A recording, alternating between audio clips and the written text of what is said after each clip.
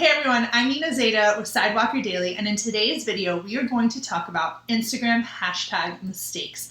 Now, I've recently posted a video all about Instagram hashtags for followers, and I'm going to link that below, but this video is different.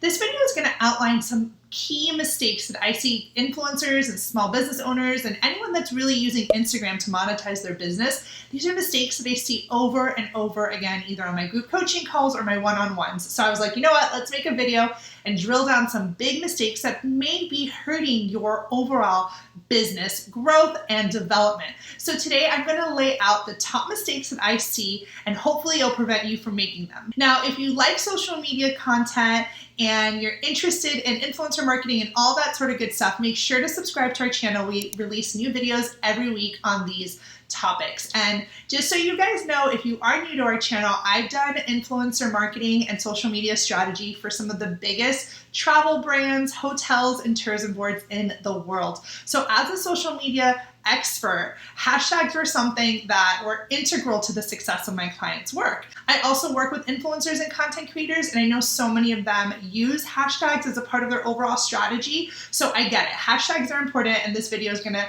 really just show you guys what mistakes to avoid. So let's start. So the first mistake I would say, and probably one of the biggest, is just not using the right hashtags for your posts. Now, this is important, people, because the more relevant your hashtag, the more you can find your potential audience, right? You want to get people that are following you and engaging with your content that can eventually convert some way in your business, whether they become a follower or end up working with you in some way. Everything you need to do on Instagram, it's so important you guys are strategic with what you post. It can't be just kind of like, what do I want to post today? And hashtags are no different. So if you're not using relevant hashtags to help find that end audience, you're really hurting yourself. So I'm going to show you guys an example and pull up my phone. So as you see here, I have my Instagram pulled up. Now let's just say I was a food blogger and I wanted to post a new recipe that I came up with. If I use the hashtag food, just food, that has 384 million posts. First of all, you're not going to get seen in that post whatsoever. I mean, it's just too big. There's too much search around that hashtag. So it's almost like a hashtag that doesn't even make sense for your post, even though you think it does because it's a recipe. Now, if you were to do a hashtag like what's for dinner, see? That has 1.5 million posts. That's still really high. But look, Instagram right under suggests a different hashtag, what's for dinner tonight? And if we were to click this hashtag, this only has 50,000 searches. Hashtags. I always think of hashtags as searches, but this is a smaller pool. So these are the same style of posts that you may be posting as a food blogger, as a chef, and you'll have a better probability of getting found. Now, another thing I want to talk about that leads into this is about your target audience. I always say to anyone that we work with on one-on-one or in group coaching, I always say, okay, who is your audience? Who are we selling to? Who is someone that, you want to land on your post? And this is really important because if we are a food blogger in this example and we're selling recipes or we make custom dinner packages or whatever, we're going to just want normal people to show up on our posts that are looking for dinner ideas, maybe moms, young families. That's the mindset that you need to think about. Who do I want to stumble on this post? Who am I trying to capture? Posting something like foodie or foodaholic or something that's very specific to the food blogging community, while that's great and will get you eyeballs from different food bloggers, it may not be that young mom that you're looking for to be able to work with down the road. So just think about that when you're doing your hashtags and you're researching. You want them to be relevant, but you also want them to attract the right person. Now, the second big mistake that I have seen is hashtag stuffing. If you see a post on Instagram, let's just say, and it has all the 32 designated hashtags in the caption, it's just an eyesore. It doesn't look good. So people often tend to use some hashtags in their caption, and then they also break it up and put some hashtags in their first comment.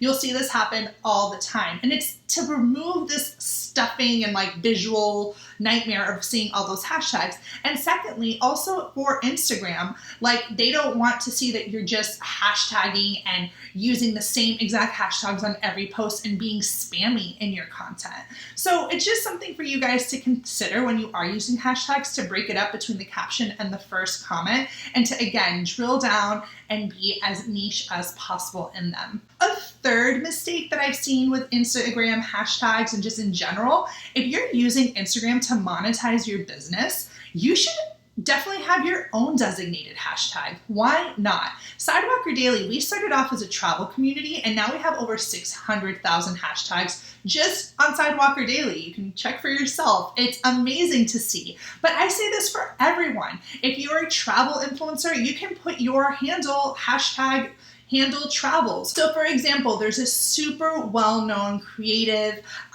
influencer and just overall creative powerhouse woman, Teza, who we've worked with, and she uses different hashtags for her posts to help categorize them. So I'm gonna show my screen, and now let's see what I mean. So Teza has all these different hashtags that she's using just to help separate her content. Now, if you look at Teza Travels, for example, this now is showing all the travel content that she produces. And this is also really helpful if you're trying to work with brands to show them the content that you create that's separated by a hashtag. So just using Teza Travel now is showing any travel brand, this is her travel style of content. So it's definitely really important to hashtag your own specific work so that people can find you better. So let's just say you're a Instagrammer and you produce different types of content. Well, you can create your own designated hashtag just for your community. And then you can also sub-niche. You can create little hashtags like I just showed you, Teza Travels or Teza Food or whatever she comes up with, to help potential people also see the content that you make and include these hashtags when you're pitching or trying to work with brands. The fourth biggest mistake I see, and this happens all the time and so many of us are guilty of it, is using a hashtag you don't even understand what it means. So what do I mean by that? A lot of times we'll go on other people's accounts and see the hashtags they use and just like copy and paste their hashtags and not even do our own research to see what those hashtags means. Like if you're using a hashtag that is obscure just because other people are using it, that's definitely not the right way to go. Again, it's probably not relevant to the post, but it's also showing that you're not doing your own research to see if that hashtag serves you. So make sure any hashtag that you put on your content, it's a reflection of you, it's a reflection of your Instagram, your business, your page. You're gonna wanna make sure you understand which each hashtag means. And you're not just putting them up because someone else put them up. Now, another mistake I've seen is people not using IG suggestion feature. This is an amazing tool to use. Instagram is basically telling you different hashtags and the different search around them. So I'm gonna share my screen. So let's just say you're a chef that produces allergy style recipes. So we can go in and type in the word allergy and we're gonna see all the different types of hashtags that Instagram is telling us to do. Allergy friendly food, allergy relief, allergy mom. What happens when we click allergy friendly food? It's again right here, there's more related hashtags that Instagram is showing us. Dairy-free recipes, no refined sugar, culinary nutrition, whatever. So again, this is just to show you guys in real time that not only is Instagram showing you the hashtags in this page, but when you click on the actual hashtag you are interested in, it's also going to show you other related ones.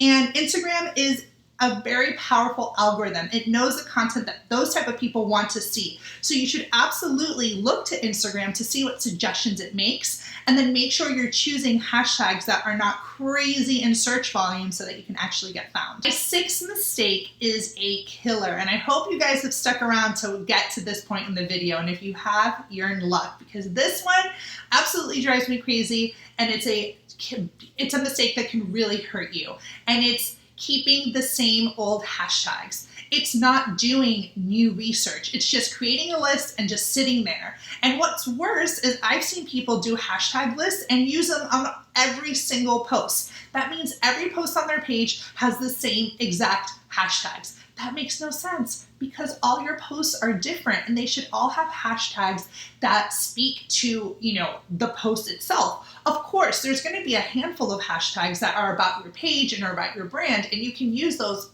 all the time, but that doesn't mean that you should just create them and sit on them. You should look them up every now and then.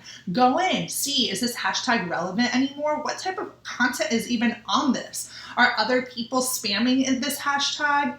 Is it a hashtag that has grown in crazy in numbers and now no longer serves me and I'm not going to be able to get found using it? So again, you want to create alternative hashtags that you can rotate on your page to keep it fresh and not always using the same one. But you also want to not just create a list and sit on it and never update it. Hashtags are like live little seeds that you need to water. You need to constantly go in and check out the strategy and make sure it works for you. A big mistake I also see a lot of brands do is ignoring local hashtags. Local hashtags are a hidden gem, especially if you have a local business. But even if you don't, let's just say you're a content creator and you don't have a local business, there's nothing wrong with growing a local influence. We were on a coaching call this weekend and we had a guest speaker and she was in the travel PR space and she was telling us, she told my group how important it is to be a local celebrity, so to speak, or have local influence, because it helps you define your brand locally and get to work with other people in ways that you didn't think you could. Being local is something that not enough people think of in their hashtag strategy. They're only putting big global hashtags rather than focusing on something that can get them in-person revenue. Maybe it's a speaking opportunity or a panel or just being the it person in your town, no matter how big your town is. I have people I've worked with that have 3,000 people in their town, and then I work with people in big cities. But being a local star and local influence is super important. So don't forget the local hashtags as part of your strategy. Mistake number 8. Oh my gosh, using really long hashtags. I know we've seen everyone do it, but sometimes those hashtags are meant to be funny. And I get it. If you're doing a hashtag that's I can't wait for this to be over. It's just because you're saying it, hashtag, I can't wait for this to be over, but you're not really driving search with it because that probably doesn't have a lot of search. I don't know, I haven't checked it. But the point is if you're gonna use those long, funny hashtags, don't waste your hashtag bullets on it. Just use one if you're trying to be comedic. But again, we don't do anything. Everything that we do is about strategy and with purpose. So I would skip those altogether. Most of the times those really long hashtags, no one's even searching them. So why even bother? So ignore the long hashtags altogether would be my recommendation. And when I say long, I mean those sentences that just have no search. Mistake number 9 is really funny because it's just oh my gosh, people, don't do this. Hashtagging every word you can think of. I've seen people hashtag Monday, it, love, can't wait. Literally every single word is a hashtag.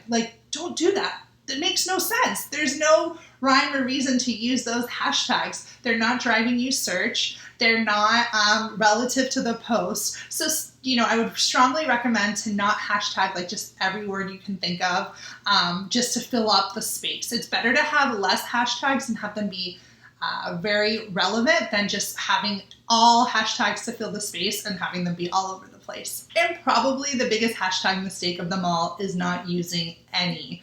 If you've gotten this far, I hope you use hashtags as part of your strategy, because if not, well, I guess you can start now. There's no better place to start, but you should definitely be using hashtags. So a big mistake would be not using them. So hopefully you guys enjoyed this video and I was able to show some mistakes and help you prevent them. We do group coaching. We do one-on-one coaching. I talk about all these sorts of things with my students all the time. So if you'd like to join, whether work with me privately or work with me in a group setting, I'll leave both those links below. If you like this video, make sure to like it, give me a comment. I love hearing from you. It fuels my fire. And subscribe to our channel, and I will see you in the next video.